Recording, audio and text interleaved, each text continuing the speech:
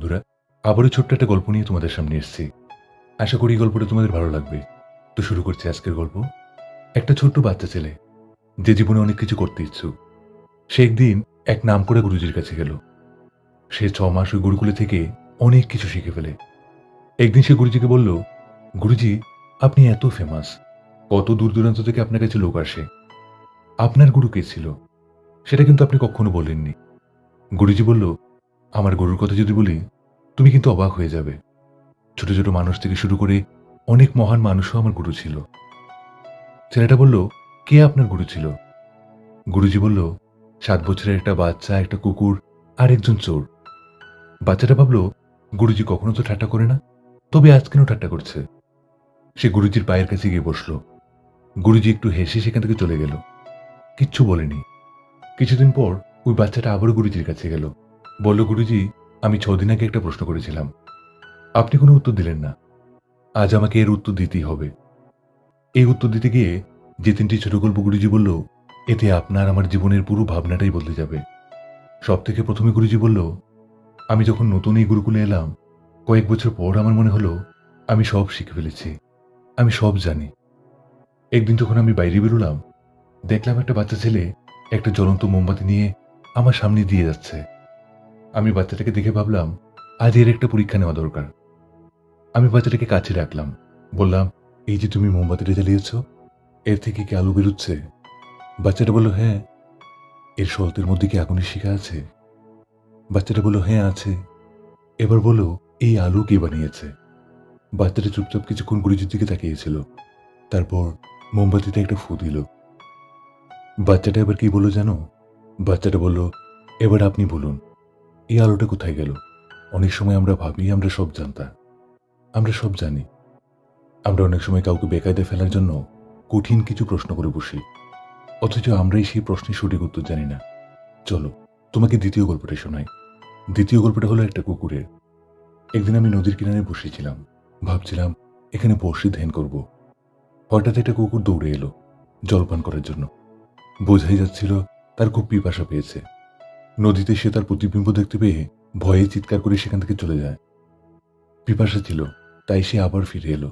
সে ভয় পাচ্ছিল ভেতরে আরেকটা কুকুর আছে। ঘেউ ঘেউ করে আবার সে পালিয়ে যায়। এমনটা প্রায় 10 বার হয়েছিল। 11 বারের মাথায় সে আবার এলো, আবারও জোরে চিৎকার করতে থাকে। চিৎকার করতে করতে পালিয়ে যায়, কিন্তু এত পিপাসা ছিল যেটা তাকে পালাতে দেয়নি।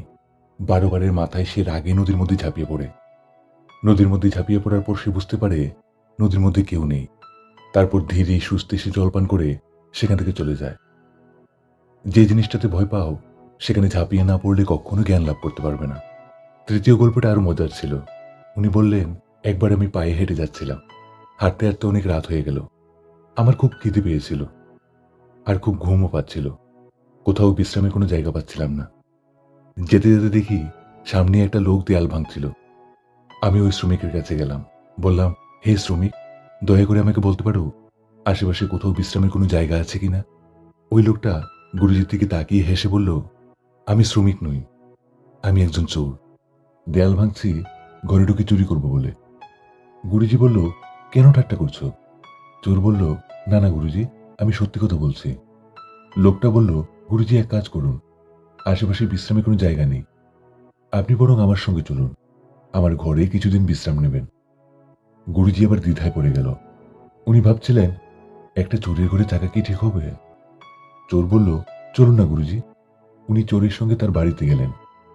প্রথম দিন চোর চুরি করতে গেল, কিচ্ছু পায়নি, খালি হাতে মনের দুঃখে বাড়ি ফিরল। দ্বিতীয় দিন চোর আবার চুরি করতে গেল, আবারও খালি হাতে মনের দুঃখে বাড়ি ফিরল। তৃতীয় দিন সে হাসতে হাসতে বাড়ি ফিরল, বলল, যেটা চেয়েছি আজ সেটা পেলাম। আমি চোর হতে পারি, তবে চেষ্টা করে গেছি, অনবরত চেষ্টা করেছি, যতক্ষণ না সফল হয়েছি। গুরুজি বলল, আজ তোর কাছ থেকে একটা জিনিস শিখলাম, জীবনে কিছু পেতে গেলে নিরন্তর চেষ্টা করতে হয়। তবে তুই যেটা করছিস সেটা কিন্তু একদম ঠিক নয়। তুই চাইলে আমাকে মারতে পারিস, আমি কাল তোর ব্যাপারে রাজাকে সব খুলে বলবো, তোকে গ্রেফতার করাবই। চোর বলল, আপনাকে তো মারতে পারবো না, তাই আপনি যা চাইবেন তাই হবে। পরের দিন গুরুজি তাকে নিয়ে রাজদরবারে গেল, সেখানেই তাকে গ্রেফতার করা হলো। সব কথা শুনে রাজা বলল, তোকে আজকের মতো ছেড়ে দিলাম, তবে তোকে ছাড়ার উদ্দেশ্য কিন্তু একটাই, এই নিরন্তর চেষ্টা পরিশ্রম তুই ভালো কিছুতে লাগাবি, দেখবি তোর ভাগ্যটা কেমন বদলে যায়। গুরুজি গল্পের শেষে বলল, আমি যা শিখেছি তা কিন্তু এই জীবন থেকে, আমি আজ যা হতে পেরেছি তার সবটাই কিন্তু জীবন থেকে নেওয়ার শিক্ষা।